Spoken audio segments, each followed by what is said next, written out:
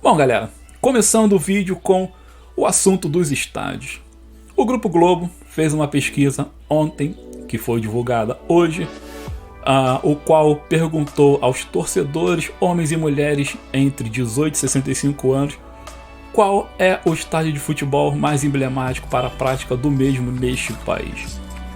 Obviamente, o Maracanã encabeçou a lista com 33% dos votos válidos dados por essa galera.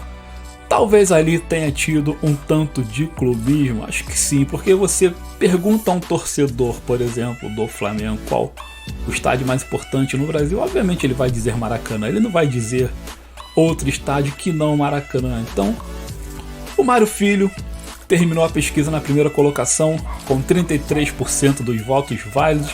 Se foram votos dados somente por torcedores flamenguistas, não há certeza real sobre o assunto, mas o fato é este: Maracanã, eleito aí o melhor estádio do Brasil, com 33% dos votos. Na segunda colocação apareceu o Allianz Parque, que é o estádio do Palmeiras, com 11%.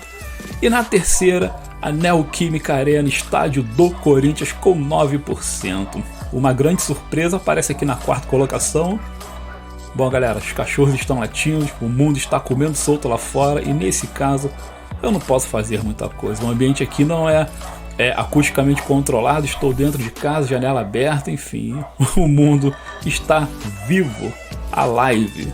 Então é o seguinte, ó, na quarta colocação aparece o estádio do Mineirão em Minas Gerais, obviamente, né?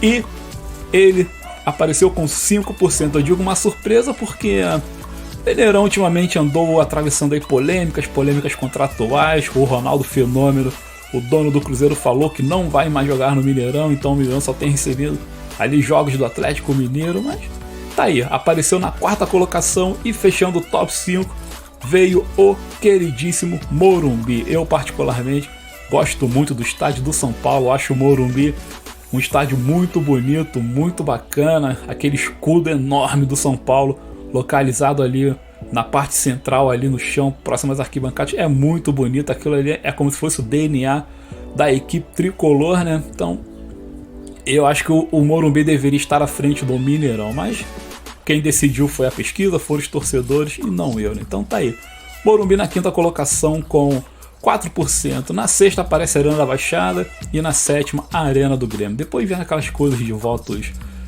indecisos, pessoas que não quiseram responder, etc e tal. Mas tá aí. Eu acho que a Arena da Baixada deveria estar mais acima também. Eu acho que deveria estar ali à frente da Neoquímica Arena. Acho que deveria estar Maracanã em primeiro. Realmente, o Allianz Parque em segundo. A Arena da Baixada em terceiro. O Morumbi poderia estar em quarto e assim vai. Aí eu colocaria o Mineirão em quinto, o estádio do Grêmio em sexto e blá blá blá. Mas tá aí. Essa foi a pesquisa realizada pelo Grupo Globo e este foi o resultado. O Maracanã obviamente ficou em primeiro. Eu já tinha feito um vídeo aqui mesmo para o canal apontando os estádios mais importantes do planeta e o Maracanã também figurou ali na primeira colocação. Talvez o Wembley, que hoje já não existe mais, derrubaria o Maraca, mas como o próprio Wembley já foi derrubado, não pode mais derrubar ninguém. Um segundo assunto eu vou levar logo para a questão do Rei Pelé, que é o seguinte, galera. A Fundação Pelé, junto com o Santos Futebol Clube e o Sport TV, começaram aí uma campanha para levar o nome Pelé para o dicionário de pronúncia de palavras, de gramática, o dicionário brasileiro. Eles querem colocar a palavra Pelé como adjetivo da palavra maior, já que, sob o argumento dos detentores desta proposta, muitas pessoas há muito usam a palavra Pelé para se referir o melhor de todos em determinada prática. Por exemplo, fulano é o Pelé da medicina, fulano é o Pelé do basquete, fulano é o Pelé da engenharia, ou seja, é um adjetivo para referir-se ao cara, ao melhor de todos, ao the best, ao número 1. Então, baseado nesse argumento, os detentores desta proposta estão tentando levar o nome Pelé para o dicionário, para que este se torne adjetivo de maior. Então, bom, Fábio Saúza, Enfim, como o dicionário traz muito dito popular, eu acho que seria válido. Acho que seria válido porque é uma bela de uma homenagem ao Rei Pelé, que foi o atleta do século, o maior de todos. Quanto a isso não há discussão.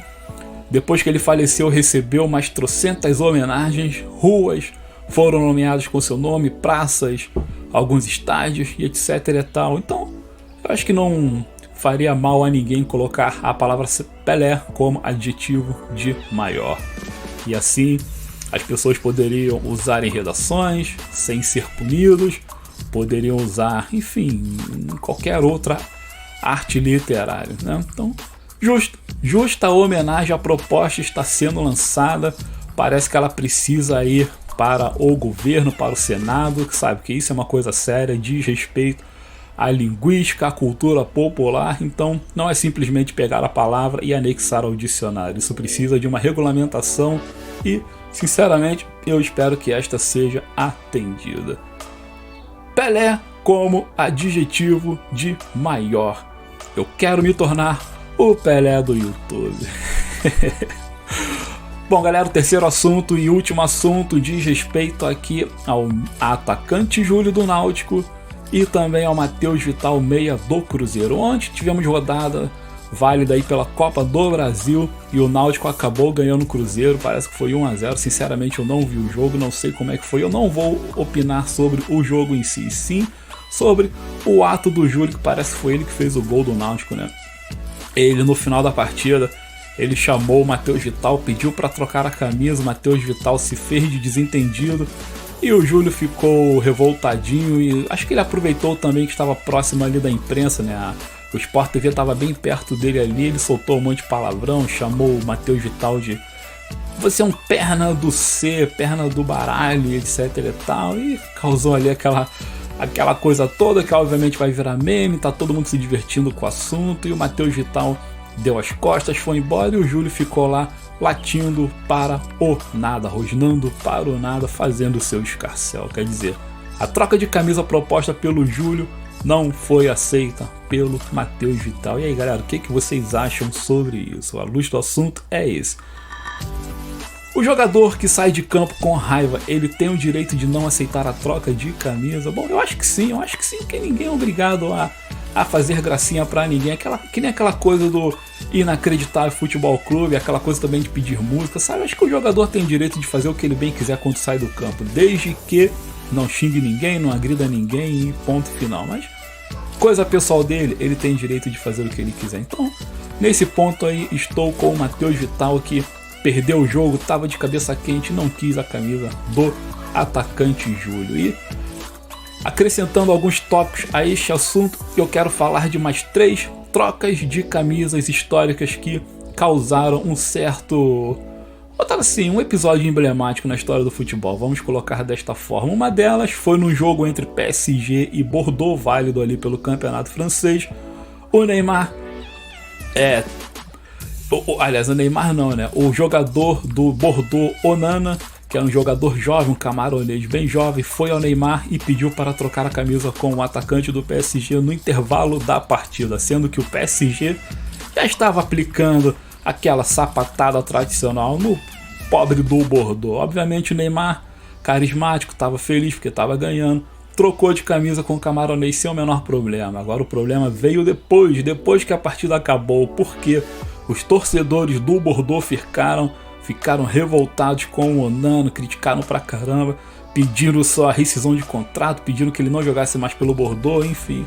O Onana teve que vir a público pedir desculpas. Ele disse que teve a ideia de fazer essa troca no vestiário, mas como estava ali em campo e o Neymar estava tão próximo dele, ele aproveitou a ocasião. Galera, nesse caso eu achei um exagero da torcida. Acho que o jogador, o Onana, camaronês, está vendo ali o Neymar, uma estrela de especial grandeza do futebol mundial à sua frente. O cara teve a humildade de pedir a camisa do craque. Acho que aí é questão de respeito e homenagem e não de submissão. Os torcedores do Bordeaux pegaram pesado e coitado do Onana. No dia seguinte ele veio ao público, se desculpou e tudo ficou por isso mesmo. Outro caso emblemático diz respeito ao lateral André Santos. Isso aconteceu em 2012. um clássico entre Arsenal. O André Santos estava jogando no Arsenal, enfrentou ali o Manchester United, e do outro lado havia um jogador chamado Van Persie, o holandês Van Persie, cracaço de bola. O Arsenal estava perdendo a partida, o André Santos não estava jogando absolutamente nada, segundo a crítica especializada, e mesmo assim no intervalo da partida o André foi trocar de camisa com Persie. Teve a camisa trocada e teve seu nome execrado não só pela imprensa esportiva, mais voltada para o viés do Arsenal, mas também pelos próprios torcedores do clube e também por seu treinador. O seu treinador, no caso o treinador do Arsenal, um carro passando, não gostou da atitude do André Santos e o criticou publicamente. Ali houve um clima muito ruim, gerou muito mal-estar, mas tá aí, mais uma troca de camisa, polêmica. E assim, nesse segundo caso aqui não foi nem aquela coisa de idolatria, porque não era o Onana e o Neymar, era o André Santos, um lateral consagrado, e o Van Persie, um atacante também consagrado, ambos praticamente do mesmo peso no meu entendimento. Ainda assim, o André foi criticado e pronto. Uma troca de camisa polêmica. Para fechar, a terceira troca, essa foi bem engraçada. Aconteceu em 2009, foi no Campeonato Brasileiro de... 2019. No Campeonato Brasileiro de 2019, um jogo entre Internacional de Porto Alegre e Chapecoense. Pelo lado do Inter havia ali o Paulo Guerreiro e na Chapecoense o... Ai meu Deus... Márcio Araújo, ex-Flamengo. Então, ambos foram companheiros no Flamengo e no final da partida o Inter ganhou a Chapecoense por 1-0. No final da partida, o Guerreiro foi lá trocar de camisa com o Márcio Araújo. O Guerreiro tirou sua camisa, deu na mão do Márcio Araújo. O Márcio Araújo fez pouco caso, o Guerreiro apertou a mão do Araújo. Quando o Araújo deu as costas para ir embora sem entregar a camisa da Chapecoense para o Guerreiro o que fez? Puxou a camisa da Chapecoense, arrancou a força do corpo do Márcio Araújo e rolou gargalhada para tudo que é lá. No final das contas, o Márcio Araújo acabou caindo na brincadeira, caiu no espírito esportivo, sorriu, brincou e abraçou o Guerreiro e ficou por isso mesmo. Então tá aí, 3 trocas de camisas que levantaram um tanto de polêmica, fora essa aí do Júlio versus o Matheus Vital, que na verdade nem rolou a troca de camisa, e sim xingamentos. Matheus Vital saiu de campo com raiva e o Júlio ficou ali fazendo seu teatrinho bonitinho.